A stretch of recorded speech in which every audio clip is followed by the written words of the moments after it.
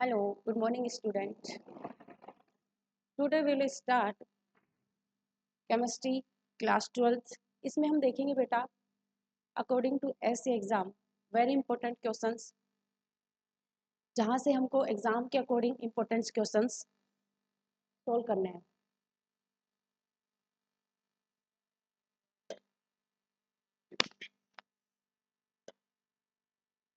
Exam में आपको इसी पैटर्न में क्वेश्चन पेपर मिलेगा, चाहे वो हाफ ईयरली हो या फिर आपका फाइनल एग्जाम हो। इसी अकॉर्डिंग पेपर रहता है। इसमें हम इंपॉर्टेंट क्वेश्चन देखेंगे आज एग्जाम के according. Multiple choice questions.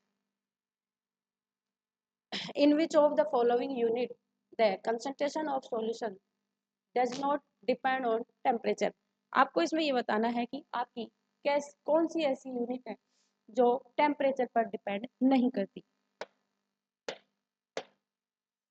Temperature पर डिपेंड नहीं है।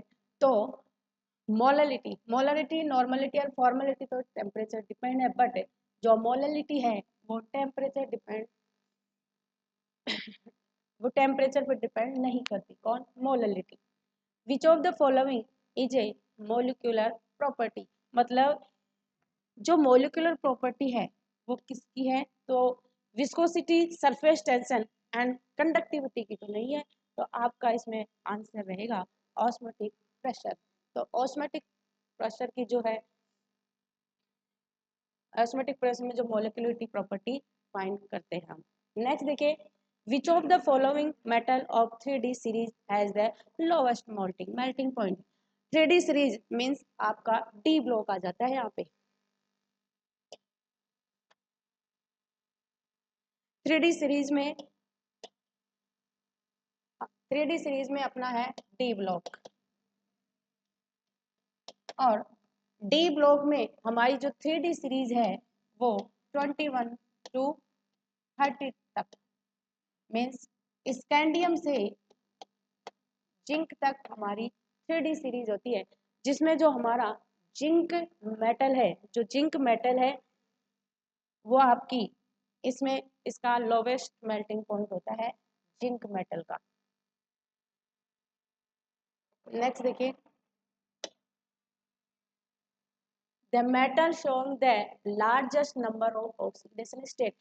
आप में इसको बताना है कि जो largest number of oxidation state किसमें है। तो ये भी एग्जाम इंपॉर्टेंट क्वेश्चन है। और देन देखिए 3D सीरीज जो वही अपनी 21 टू 30 तक, मतलब स्कैंडियम से जिंक तक, जिसमें आपका जो मैग्नीज मेटल है इसकी हायर ऑक्सीडेशन स्टेट होती है 3D सीरीज में, और वो होती है बेटा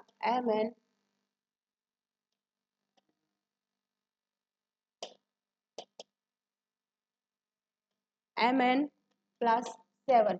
तो 3D सीरीज में हाईएस्ट लार्ज जो ऑक्सीडेशन स्टेट है वो मैग्नीज की होती है +7। नेक्स्ट, लिगेंड आर जनरली, तो आपके जो लिगेंड है जनरली लुईस बेस होते हैं। लिगेंड के पास लोन पेयर प्रेजेंट होता है, लिगेंड के पास लोन पेयर प्रेजेंट है, मींस इलेक्ट्रॉन डोनेट करने की कैपेसिटी होती है। इस वजह से जो आपका लिगेंड है वो ऑलवेज लुईस बेस की तरह बिहेव करेगा, ना कि एसिड। एसिड तो always metal gain electron gain करता है, इलेक्ट्रॉन एक्सेप्ट करता है, बिकॉज लुईस एसिड के पास तो इलेक्ट्रॉन की डेफिशिएंसी होती है, और न्यूट्रल है ही नहीं और एनाइन भी नहीं है। तो आपका जो लिगेंड है वो जनरली लुईस बेस की तरह बिहेव करता है। नेक्स्ट है, which of the following is a chelate ligand. Cyanide and ammonia and NO2 ये हैं आपके 1 इलेक्ट्रॉन डोनर, और जो आपका C2O4 है, C2O4 दैट इज ऑक्जेलेटो। ये आपको एग्जाम में इस टाइप से भी फॉर्म हो सकता है OX-2। तो आपको एग्जाम में C2O4 फॉर्म में मिले या फिर COX-2 फॉर्म में मिले, दैट मीन्स ऑक्जेलेटो। तो ऑक्जेलेटो जो लिगेंड है ये ऑलवेज कीलेट लिगेंड में यूज होता है। कीलेट लिगेंड में हमें पता है कि जो रिंग है वो 5 मेंबर या 6 मेंबर रिंग होती है, जिसमें हमारा जो कीलेट लिगेंड है ऑक्सिलेटो यूज होता है। और अदर एग्जांपल एक और आता है इसमें EN इथाइलिन डाई एमीन। तो ये दो ही एग्जांपल है आपके एग्जाम में बुक में, तो आपका यहाँ पर आंसर हो जाएगा C2O4 दैट इज ऑक्सिलेटो।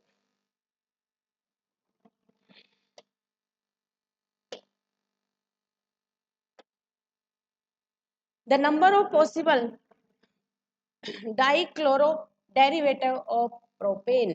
अब आपको इसमें ये बताना है कि जो आपका जो डाइक्लोरो डेरिवेटिव्स हैं प्रोपेन के, उसमें कितने नंबर ऑफ आइसोमर्स पॉसिबल है। तो फर्स्ट ऑफ ऑल तो आपको ये पता रखना है कि पूछ क्या रहा हमसे, the number of possible dichloro derivative propane, that means सबसे फर्स्ट ऑफ ऑल आप कार्बन 3 कार्बन की चेन बना लीजिए।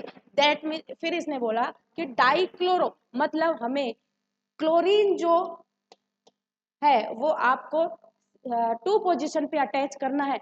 तो हम किस CH3 CH2 and then CH3, तो डाइक्लोरो मीन्स हम 3 कार्बन चेन में क्लोरीन को हम कहाँ कहाँ अटैच करें कि उनकी पोजीशन डिफरेंट हो। तो इस टाइप से हमारे पास अगर हम करके देखें सपोज दैट, तो हम यहाँ पर भी अटैच करते हैं क्लोरीन को, यहाँ पर भी अटैच कर सकते हैं। तो इस तरह से हम किस तरह से कहाँ कहाँ अटैच करें कि हमारे पास डिफरेंट डिफरेंट आइसोमर्स पॉसिबल हों। तो आपके पास इस टाइप से होंगे 4 आइसोमर्स जो है किसके डेरिवेटिव्स है, वो प्रोपेन के डेरिवेटिव है। That is clear. नेक्स्ट देखिए,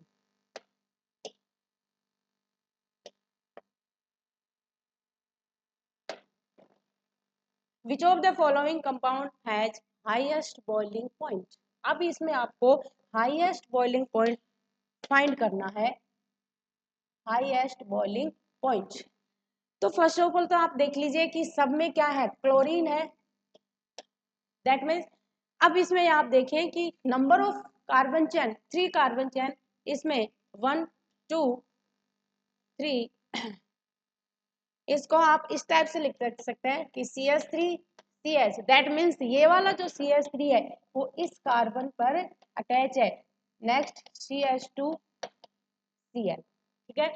देन ये वाला जो आपको क्लोज फॉर्म है, आप इसको ओपन चेन में करना चाहें तो CH3 कार्बन, इस कार्बन पर 3 CH3 अटैच्ड है, CH3 CH3 and then Cl।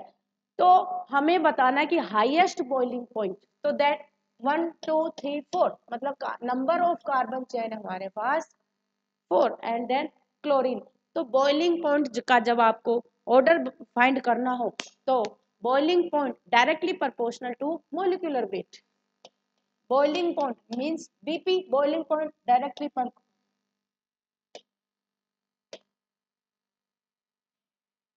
Directly proportional to molecular wait.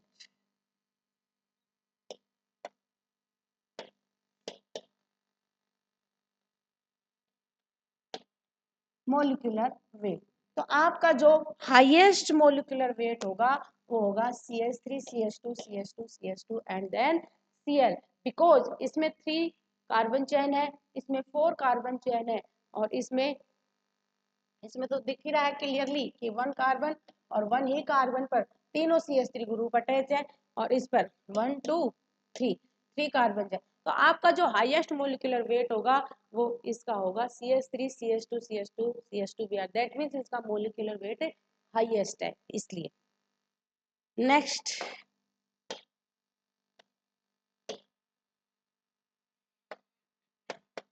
The IUPAC name of the CH3, इसको एग्जाम्पल को इस टाइप से बताइए, CH3O CH2 CH3, ये है क्लियरली, यहाँ पर बाई मिस्टेक हल्का सा मिस्टेक हो गया है। तो ये है CH3O CH2 CH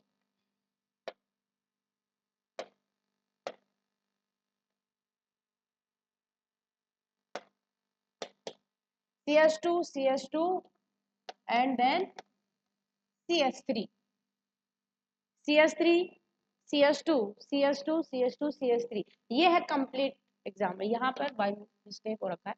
तो इसमें आपको क्या करना है, आईयूपीएसी नोमेनक्लेचर फाइंड करना है।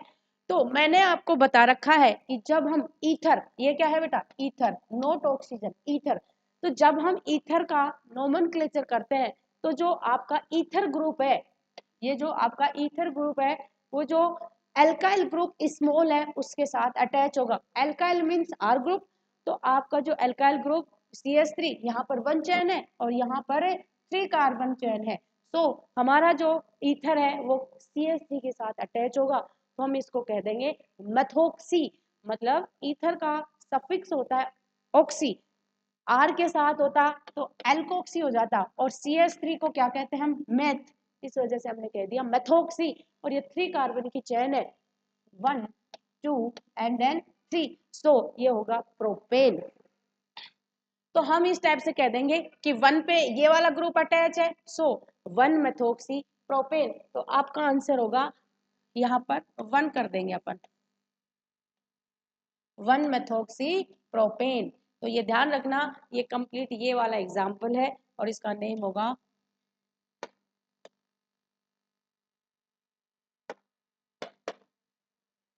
1 मेथोक्सी प्रोपेन। नेक्स्ट देखिए,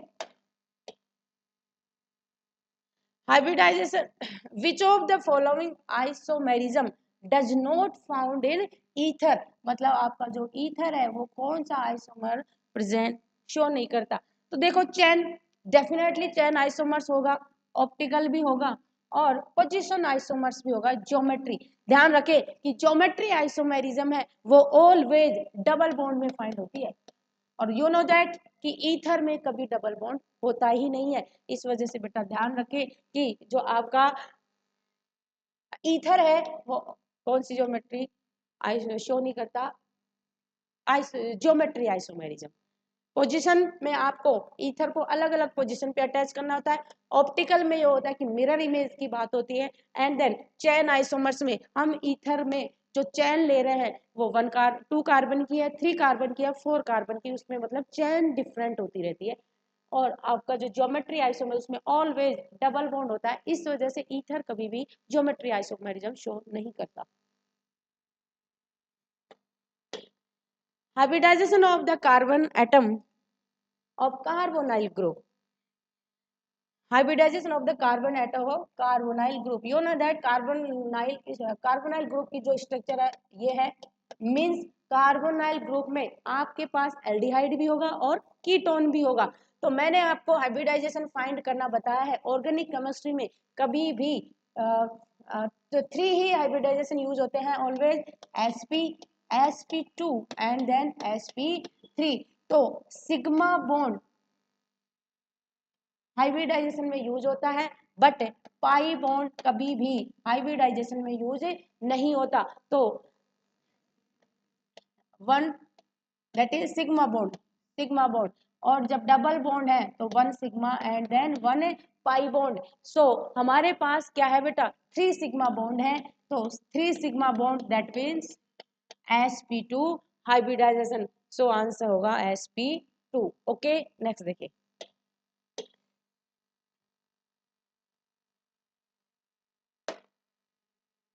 which of the following compound does not give Cannizzaro reaction? Cannizzaro reaction name reaction है। तो Cannizzaro रिएक्शन में हमारे पास कौन है बेटा, C6H5CHO, दैट मीन्स बेंजल्डिहाइड। आप इसको इस टाइप से भी लिख सकते हैं, बेंजल्डिहाइड, फॉर्मल्डिहाइड, और ये है आपका वेलरिल्डिहाइड, दैट एंड देन ये है आपका एसिटिल्डिहाइड। अब देखें, बेंजल्डिहाइड में जो कार्बन है उस पे कोई अल्फा हाइड्रोजन नहीं है। मैंने आपको बता रखा है कि फंक्शनल ग्रुप के पास वाले कार्बन पे, अगर फंक्शनल ग्रुप के पास वाला carbon that means alpha carbon, और अल्फा कार्बन पर जो हाइड्रोजन अटैच होता है that means alpha hydrogen.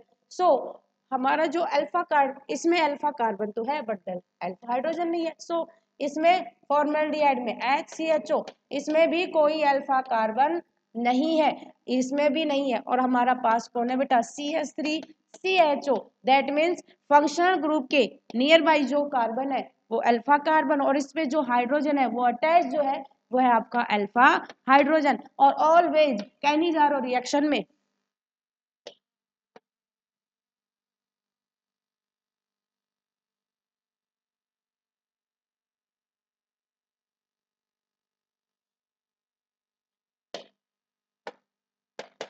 Cannizzaro reaction में अल्फा हाइड्रोजन प्रेजेंट होना चाहिए। इस वजह से हमारे एसिटिल्डिहाइड में अल्फा हाइड्रोजन है। सो ये वाली डज नॉट गिव कैनिजारो, मतलब इसमें अल्फा हाइड्रोजन है और कैनिजारो में अल्फा हाइड्रोजन नहीं होना चाहिए, इसलिए ये आपका फॉर्मल्ड एसिटिल्डिहाइड है जो कभी भी कैनिजारो रिएक्शन शो नहीं करता है। दैट इज क्लियर, क्योंकि does not give Cannizzaro reaction. इनमें तो क्या है, अल्फा हाइड्रोजन प्रेजेंट है, अल्फा हाइड्रोजन एब्सेंट, और इसमें क्या है बेटा, अल्फा हाइड्रोजन प्रेजेंट है। सो अल्फा हाइड्रोजन प्रेजेंट होने की वजह से ये कैनिजारो रिएक्शन नहीं शो करता। ओके, नेक्स्ट देखिए,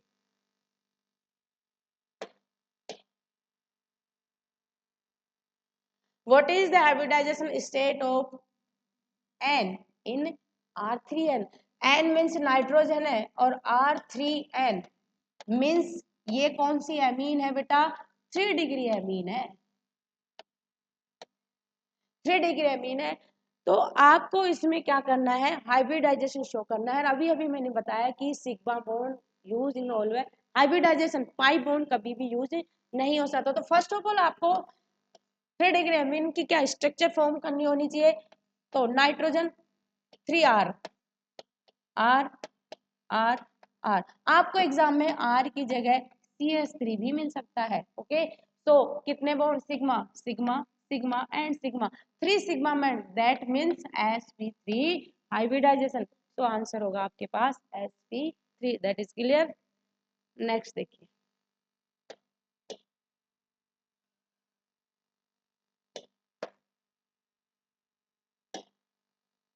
the product obtained on reduction to ethane nitrile by lithium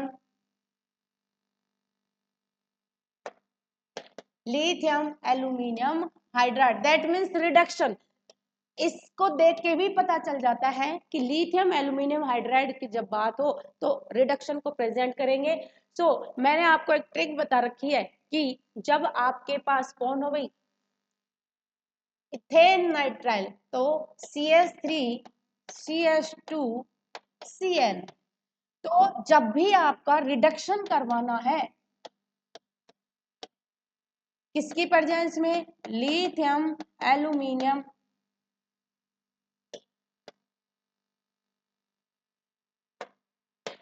lithium aluminium hydride की प्रेजेंस में, तो आपका जो नाइट्राइल ग्रुप है वो एमीन में कन्वर्ट हो जाता है। So CH3 CH2 and then NH2, that means क्या है, ethyl amine, ethyl amine. So answer अपना इथाइल एमीन। तो ध्यान रखना ये रिडक्शन की बात कर रहा है, और नाइट्राइल जो CN ग्रुप है उसको आप कन्वर्ट कर दीजिए NH2 एमीन ग्रुप में, तो आंसर होगा इथाइल एमीन।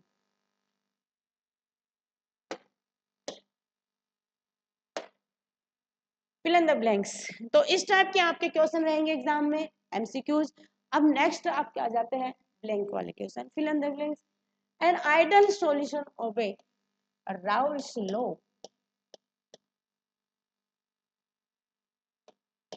आपका जो आइडल सॉल्यूशन है वो ऑलवेज राउल्स लॉ को फॉलो करता है। राउल्स एक साइंटिस्ट था, उन्होंने अपने नेम पे ideal and non ideal gases के बारे में बात की और कहा कि जो आइडल सॉल्यूशन है वो गैस गैस भी है और सॉल्यूशन भी है। देन तो आपका जो आइडल सॉल्यूशन है किसको फॉलो करता है, राउल्स लॉ। नेक्स्ट है,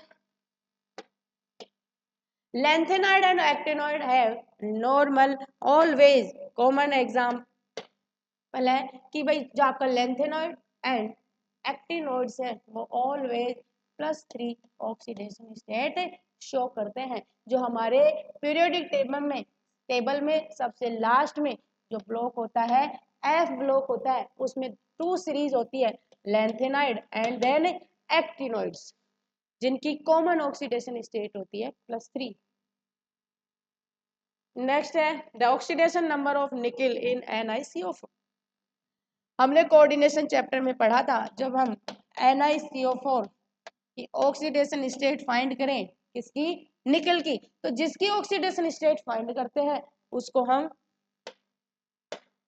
X मान लेते हैं। तो X, और कार्बोनाइल ग्रुप न्यूट्रल है, इसकी ऑक्सीडेशन स्टेट ऑलवेज कितनी होती है, 0। तो -0 इक्वल, जब कॉम्प्लेक्स पे कोई चार्ज नहीं होता है दैट मीन्स 0। अगर यहाँ प्लस होता तो मैं यहाँ +1 रख देती, और यहाँ पर माइनस होता तो -1, बट यहाँ पर कोई चार्ज नहीं है मीन्स 0। इस वजह से हमने कह दिया कि X इक्वल टू 0। तो निकल की इस कॉम्प्लेक्स में जो ऑक्सीडेशन स्टेट है वो 0 होगी।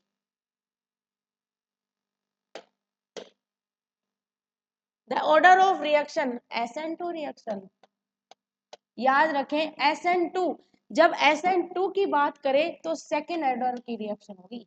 सेकेंड ऑर्डर आपको बता रखा है मैंने, SN2 एंड SN1, तो देख के भी पता चल जाता है, अगर SN2 है तो सेकेंड स्टेप में क्लियर होती है, और SN1 है तो फर्स्ट स्टेप में क्लियर होती है। तो हमने कहा कि second order reaction. The name of the cumene, cumene का नेम बताना है, फर्स्ट ऑफ ऑल तो आपको पता होनी चाहिए कि क्यूमीन की स्ट्रक्चर क्या है। तो that is cumene CH3 and then CH3। So हमें इसका नेम बताना है, क्योंकि क्यूमीन, क्यूमीन की स्ट्रक्चर ये है, जब स्ट्रक्चर पता होगी तभी हमें इसका नोमेनक्लेचर पता होगा।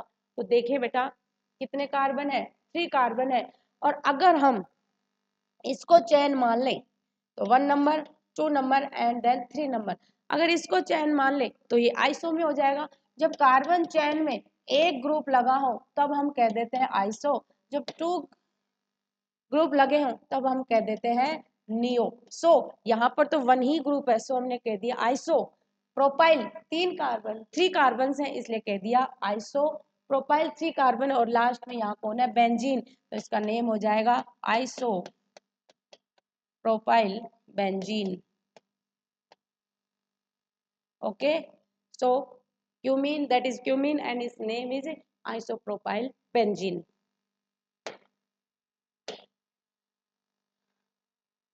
Aldol contain means aldol, names में ही पता चला, aldol means aldehyde and alcohol. So यहाँ पर होगा आपका aldehyde and alcoholic. तो ऑलवेज एल्डोल में एल्डिहाइडिक ग्रुप भी होगा एंड एल्कोहलिक ग्रुप भी होगा। Okay,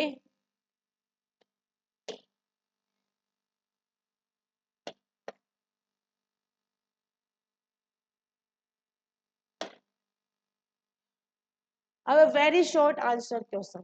Explain the relationship between molality and boiling point. So you know that कि molality and boiling point directly proportional to है, molality directly proportional to boiling point, कि अगर molality increase होगी तो boiling point भी increase होगा, और अगर बॉइलिंग पॉइंट इंक्रीज है मींस मोलैलिटी भी इंक्रीज होगी।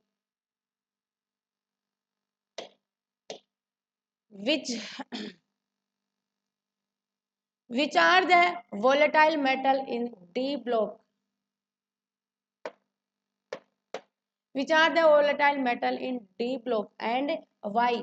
तो जो डी ब्लॉक है, पीरियोडिक टेबल में डी ब्लॉक है, उसमें जो हमारे पास कॉलम है 12 नंबर, हमने पढ़ रखा है zinc, cadmium and then mercury, that is 12 column. 12 column, zinc, cadmium and mercury, ये 12 कॉलम में आती है। आपके लास्ट वाले कॉलम में आती है डी ब्लॉक में। ये जो मेटल्स हैं ये डी ब्लॉक तो है बट ट्रांजिशन एलिमेंट नहीं है, बिकॉज इनका जो मेल्टिंग पॉइंट है एंड बॉइलिंग पॉइंट है वो ऑलवेज लेस होता है। सो ये क्या है, वोलेटाइल मेटल है, ध्यान रखें इस बात। Draw the geometric isomers of PTNS3 का होल ट्वाइस Cl2।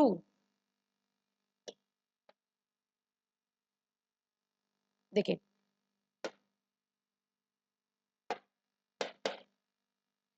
PTNS3 का होल ट्वाइस Cl2, हमें इसमें आइसोमर्स बनाने हैं तो PtCl2 के 2 आइसोमर्स फॉर्म होंगे, सिस and trans.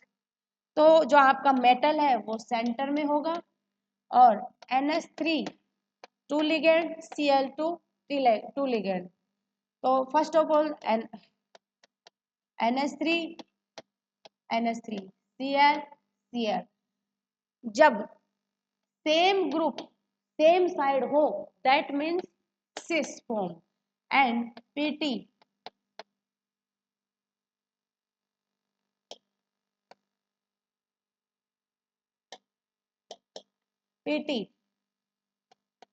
NH3 Cl Cl। अब क्या हो गया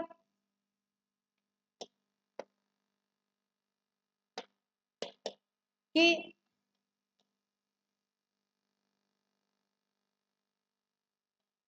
Cl हो गया means same group opposite side that means trans.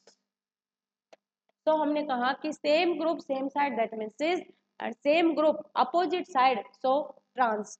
इस वजह से इसके जो टू फॉर्म होंगी cis and trans isomers form होंगे इसके।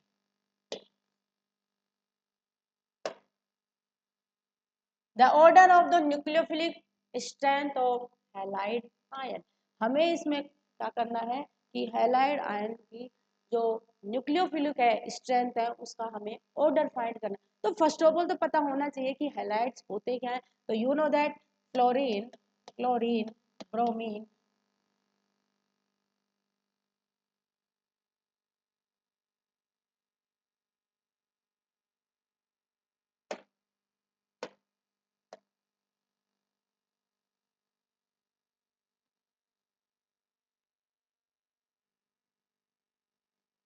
which aldehyde cannot be obtained by Rosenmund reaction। जो आपका जो formaldehyde HCHO that is formaldehyde, formaldehyde कभी भी रोजेनमुंड रिएक्शन फॉर्म नहीं करता है। Right the order of the boiling point of primary secondary and tertiary amine of equal molecular masses. So आपको इसमें ये करना है कि आपको primary secondary and tertiary amine का जो ऑर्डर है बॉइलिंग पॉइंट का वो फाइंड करना है। तो 1 degree 2 degree and then 3 degree. और आपको तो पता ही है कि RnH2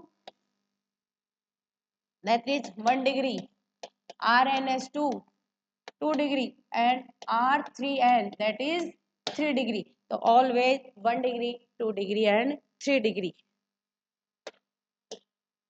नेक्स्ट है short answer question, zinc cadmium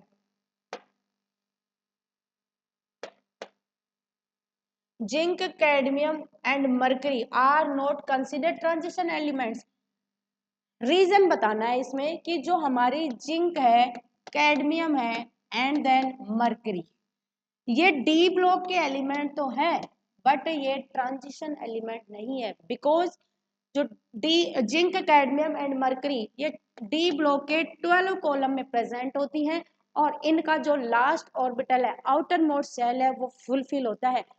इस वजह से ये क्या नहीं है ट्रांजिशन एलिमेंट नहीं है। बिकॉज ट्रांजिशन एलिमेंट जो है उनकी आइडेंटिटी क्या है कि उनका जो लास्ट ऑर्बिटल है आउटर मोस्ट शेल है वो हाफ फिल होना चाहिए, फुलफिल नहीं होना चाहिए, इस वजह से वो ट्रांजिशन होती है। बट इनका जो आउटर मोस्ट शेल है वो फुलफिल होता है, इस वजह से ये कभी भी ट्रांजिशन एलिमेंट नहीं होती बट डी ब्लॉक होती है।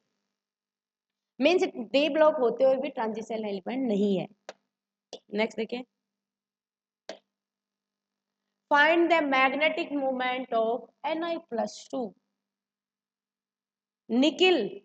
निकिल आपको यू नो दैट कि निकिल का एटॉमिक नंबर है 28। ऑक्सीडेशन स्टेट इन्होंने खुद ने बता रखी है +2।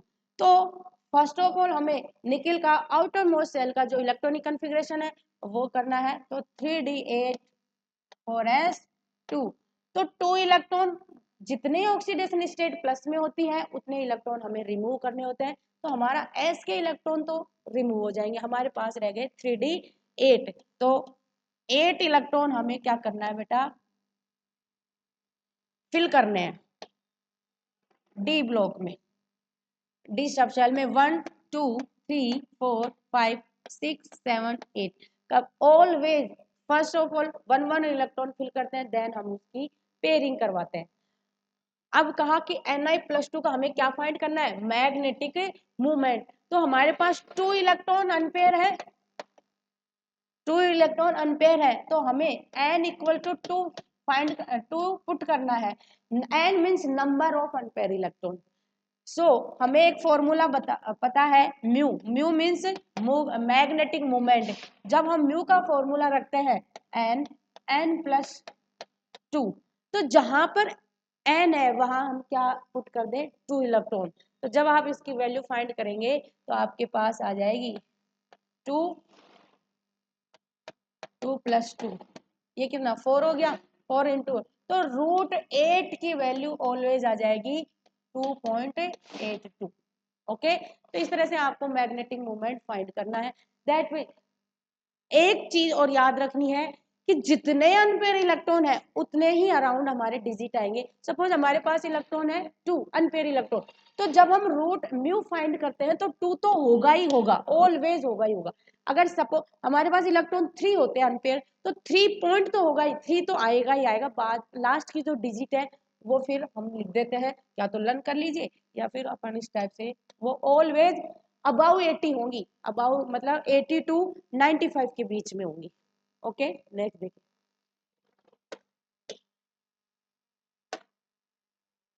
Give the IUPAC name of the following. आपको क्या करना है, इनका आईपीएसी नोमेनक्लेचर करना है।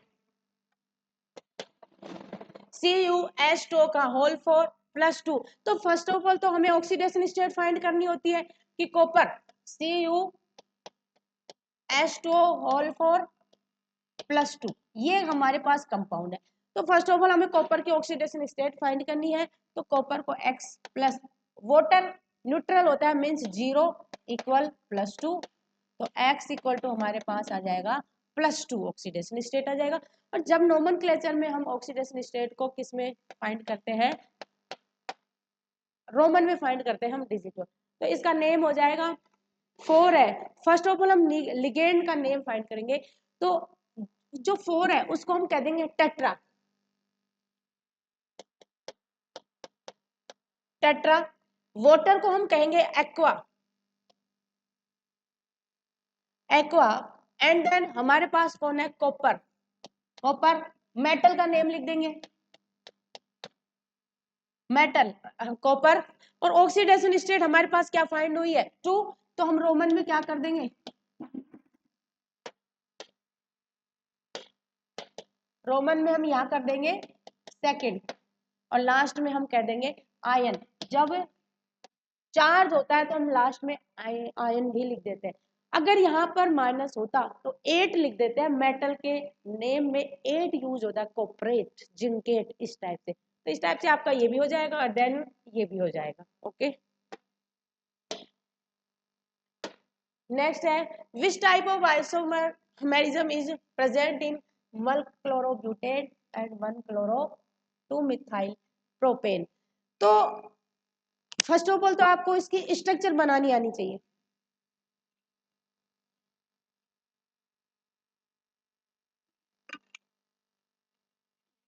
तभी हम आइसोमर्स फाइंड कर पाएंगे।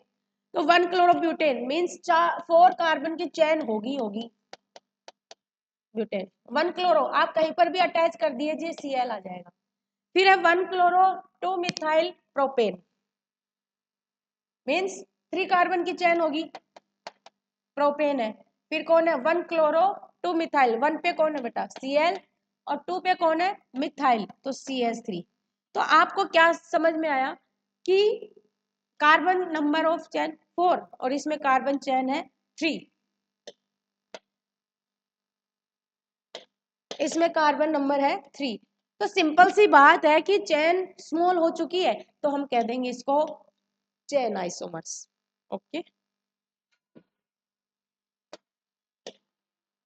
Y chloroform escaped in the dark in colored bottles, कि मतलब हमारा जो क्लोरोफॉर्म है जिसका फॉर्मूला है CaCl3, कि क्लोरोफॉर्म को हम डार्क बोतल में ही स्टोर क्यों रखते हैं? कि क्लोरोफॉर्म जब एयर से रिएक्शन करके एक पॉइजनिंग गैस जनरेट करती है जिसका नेम है फोजीन, CaOCl2। तो CaCl3 जब ये एयर मींस ऑक्सीजन से रिएक्ट होती है किसके प्रेजेंस में? सनलाइट की प्रेजेंस में, तो हमारे पास CaCOCl2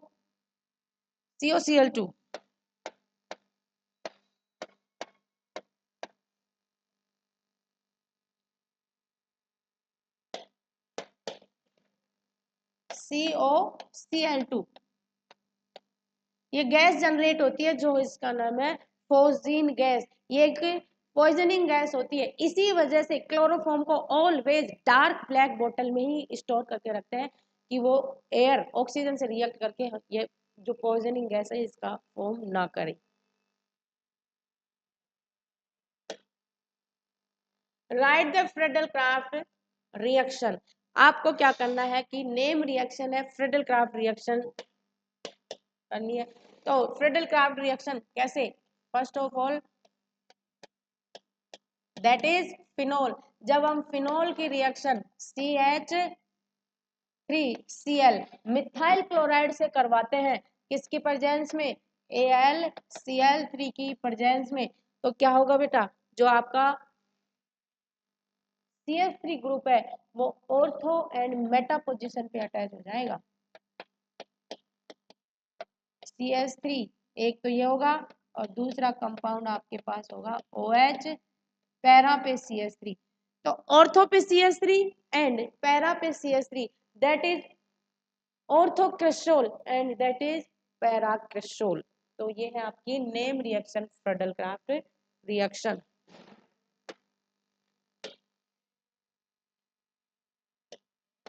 what happened when only gives equation, मतलब आपको सिर्फ इसमें थ्योरी नहीं लिखनी, ओनली इक्वेशन बतानी है, मींस रिएक्शन बतानी है ओनली। तो मेलोनिक एसिड को जब हीट करते हैं तो किसका फॉर्म होता है ये हमें बताना है।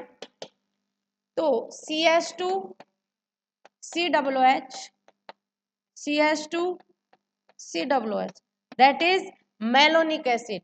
जब हम मेलोनिक एसिड को हीट करते हैं तो हमारे पास acetic acid CH3COOH plus CO2 का फॉर्म होगा। जब भी हम मेलोनिक एसिड को हीट करते हैं तो हमारे पास किसका फॉर्म होगा? एसिटिक एसिड एंड CO2 का। Right the equation of the reaction of formaldehyde with concentrate HKOH। अब KOH को KOH की जगह आपको एग्जाम में आप NaOH भी लिख सकते हैं, KOH भी लिख सकते हैं तो दोनों बेस ही। तो आपको क्या करना है कि हमें फॉर्मल्डिहाइड की रिएक्शन HCHO, फॉर्मल्डिहाइड की रिएक्शन हमें करवानी है KOH या फिर NaOH ले लीजिए, कोई बात नहीं, सेम है, एक ही चीज है। तो आपको क्या करना है कि हमारे पास सोडियम, अब सुने, ये है फॉर्मल्डिहाइड और ये है NaOH। तो जब हम फॉर्मल्डिहाइड का ऑक्सीडेशन करते हैं तो वो फॉर्मेट में चेंज हो जाता है एच, फॉर्मिक एसिड से H रिमूव कर दे तो क्या होगा? HCOO format. फिर वापस से ये रिएक्शन होती है तो डायरेक्ट हम लिख देते हैं इसका sodium formate HCOONA।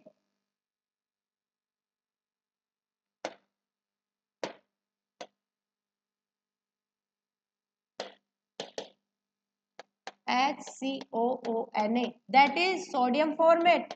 And then हमारे पास दूसरा कंपाउंड होगा मिथाइल अल्कोहल CH3OH।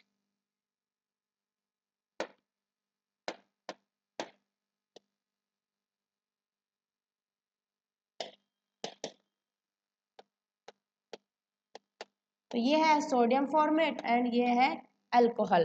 तो जब भी फॉर्मल्डिहाइड केओएच से रिएक्ट होता है तो हमारे पास sodium formate and methyl alcohol का फॉर्मेशन होगा। नेक्स्ट देखिए, how will you carry out the following conversion give equation, मत मींस सिर्फ यहाँ हमें इक्वेशन मीन्स रिएक्शन लिखनी है कि नाइट्रोबेंजीन से हमें एनिलीन किस टाइप से फॉर्म होगी।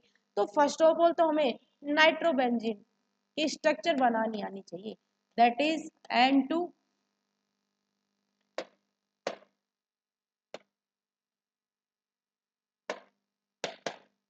N2 Cl, ये प्लस है और ये माइनस है। This is nitrobenzene, sorry, how will you carry out the following conversion, nitrobenzene to aniline, ये तो डाइजेनियम क्लोराइड हो गया। मीन्स हमें क्या करना है कि नाइट्रोबेंजीन से हमें एनिलीन में कन्वर्ट करना है। तो बेंजीन पे NO2 लगा दीजिए, that is this is nitrobenzene. अब क्या होगा, रिडक्शन होगा, और किसकी प्रेजेंस में, Sn प्लस HCl की प्रेजेंस में जब हम रिडक्शन करवाते हैं किसका, नाइट्रोबेंजीन का, तो हमारे पास फॉर्म होगी एनिलीन, दिस इज एनिलीन। जब बेंजीन पे हमारा जो NO2 किस में कन्वर्ट हो जाएगा, NH2 में रिडक्शन हो रहा है, तो एडिशन ऑफ हाइड्रोजन, तो ये क्या है, एनिलीन। तो ये आपका कन्वर्जन था कि नाइट्रोबेंजीन को कन्वर्ट करना है एनिलीन में, और इसमें सिर्फ आपको इक्वेशन मींस रिएक्शन टाइप कर लिखनी होती है, थ्योरी नहीं होती है।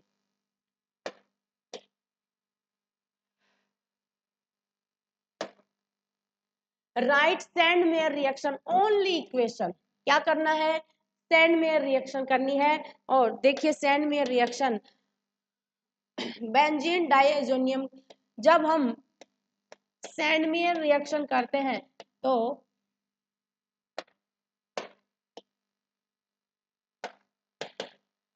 N2Cl-, ये है प्लस है। बेंजीन डाइएजोनियम क्लोराइड की रिएक्शन मैं करवा दूं, HCl and Cu2Cl2। Benzene diazonium chloride की रिएक्शन हम HCl एंड Cu2Cl की प्रेजेंस में करवाते हैं, तो आपका बेंजीन डाइओजेनियम क्लोराइड है, ये आपका कन्वर्ट होगा क्लोरोबेंजीन में, क्लोरोबेंजीन। और ये जो N2 है वो N2 फॉर्म में रिलीज हो जाएगा, and then HCl। So this is Sandmeyer reaction. Benzene diazonium chloride की रिएक्शन जब हम HCl एंड Cu2Cl की प्रेजेंस में करवाते हैं तो हमारे पास कन्वर्ट होगा क्लोरोबेंजीन में।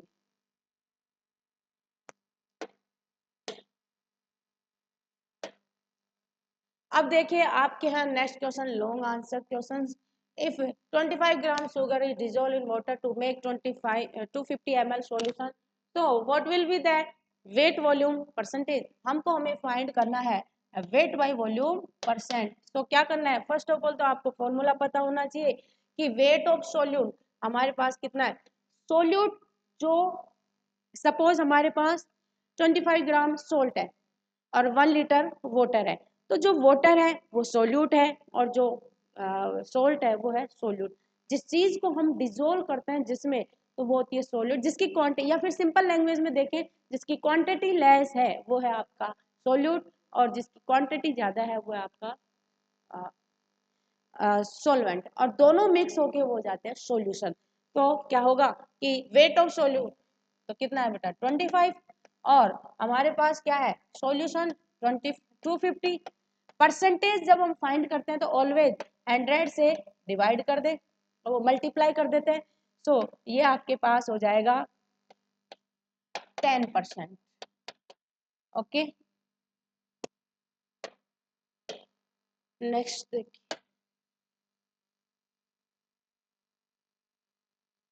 Y is Cr+2 reducing and Mn+3 oxidizing when both have D4 configuration।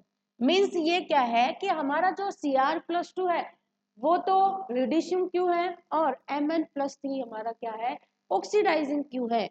Y, and because इनका जो कन्फिग्रेशन है दोनों का क्या है बेटा, सेम है, D4। तो सपोज दैट जो क्रोमियम है, क्रोमियम में क्या है कि D4 से D3 में कन्वर्ट हो, मींस जब ऑक्सीडेशन स्टेट क्रोमियम की क्या है,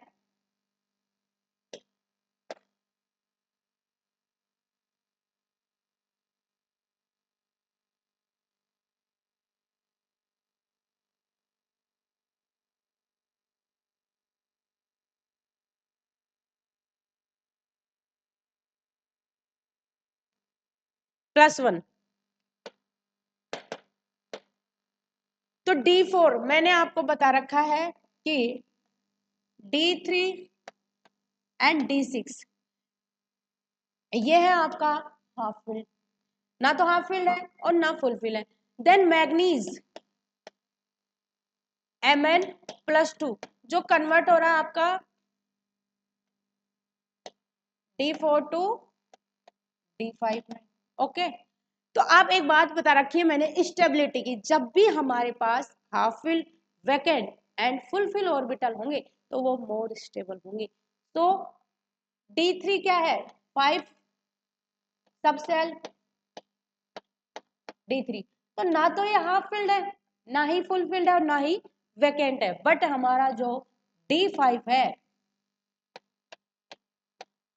1 1 1 1 1, this is half filled orbital. तो जो भी हाफ फील्ड है, D5 है, D10 है, इस टाइप के जो ऑर्बिटल, वैकेंट D0 है, वो मोर स्टेबल है। इस वजह से वो ऑक्सीडाइजिंग एजेंट की बिहेव करता है एंड ये कौन, रिड्यूसिंग, बट दोनों का कॉन्फ़िगरेशन है D4। बस एक हाफ फील्ड और फुल फील्ड की स्टेबिलिटी की वजह से हम फाइंड कर देते हैं इस इक्वेशन को।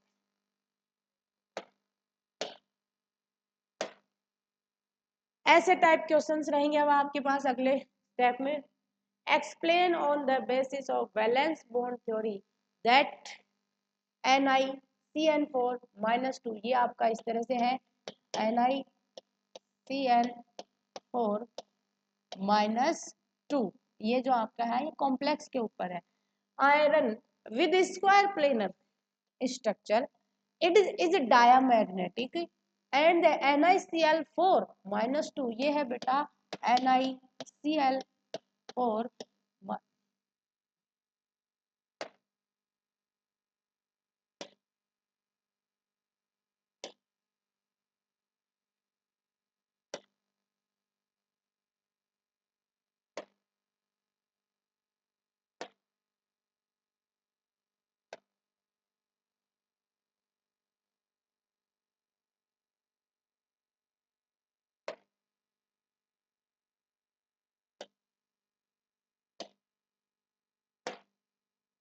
इससे नेक्स्ट पहले वाला क्वेश्चन, नेक्स्ट क्वेश्चन है explain the unimolecular nucleophilic substitution reaction SN1। आपको क्या करनी है, लॉन्ग ऐसे टाइप के क्वेश्चन में आपको SN1 रिएक्शन कंप्लीटली एक्सप्लेन करनी होती है, जिसमें आपको डिग्री फाइंड करनी होती है, ऑर्डर, जिसमें हमारे पास 1 डिग्री 2 डिग्री एंड 3 डिग्री की हम फाइंड करेंगे। देन इसमें क्या होता है, ये जो रिएक्शन है वो स्लो स्टेप रिएक्शन है, इसमें 2 स्टेप्स है, slow step and fast step. SN1 reaction इसमें 2 स्टेप होंगे, तो आपका फर्स्ट स्टेप होगा स्लो एंड देन सेकेंड होगा फास्ट स्टेप। ओके, और डिग्री इसमें फाइंड कर देंगे। और इसमें आपको क्या करना है कि जैसे RX रिवर्सिबल रिएक्शन होते हैं, दो बोथ साइड में रिएक्शन कन्वर्ट होती रहती है। तो R क्या है, कैटायन है, और X क्या है, एनायन है। जब ये ब्रेक होता है यहाँ से तो R कैटायन और ये एनायन, दैट जो आपका R है वो वापस से न्यूक्लियोफाइल से अटैक रिएक्शन करता है, तो ये आप रिएक्ट करके क्या हो जाएगा, RNU, दैट इज न्यूक्लियोफाइल।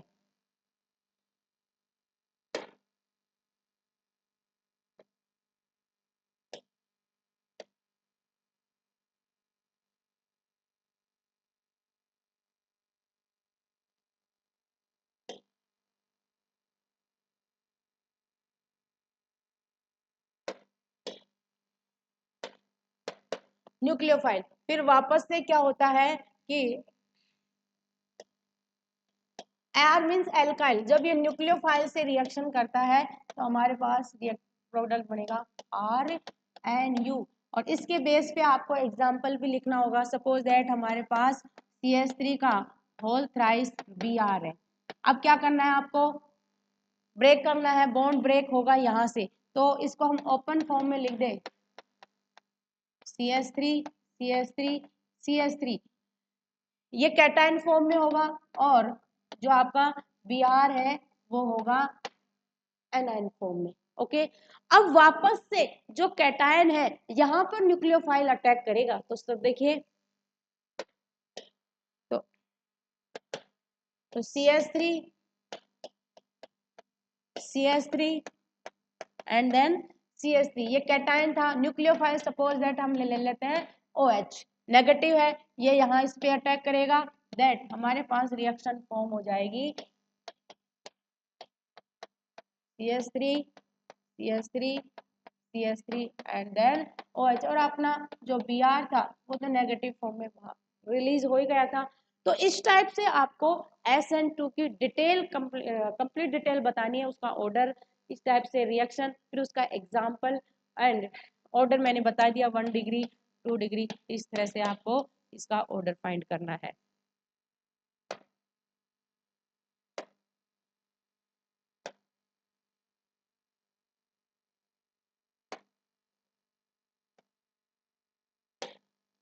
तो ओवरऑल इस टाइप से मैंने सारे क्वेश्चन बताए आपको। एग्जाम के अकॉर्डिंग, हाफ ईयरली के अकॉर्डिंग भी इम्पोर्टेंट क्वेश्चन हैं, बोर्ड के अकॉर्डिंग भी, और आपका जो पेपर पैटर्न रहेगा वो हाफ ईयरली में भी ऐसे रहेगा, और आपका जो फाइनल बोर्ड एग्जाम है उसमें भी यही पैटर्न रहेगा। इंपॉर्टेंट क्वेश्चंस थे, आप इनकी प्रैक्टिस कीजिए, और इस टाइप से आपका कंप्लीट पेपर रहेगा। तो ये कंप्लीट है, जिसकी आप रिपीटेशन कीजिए। Thank you.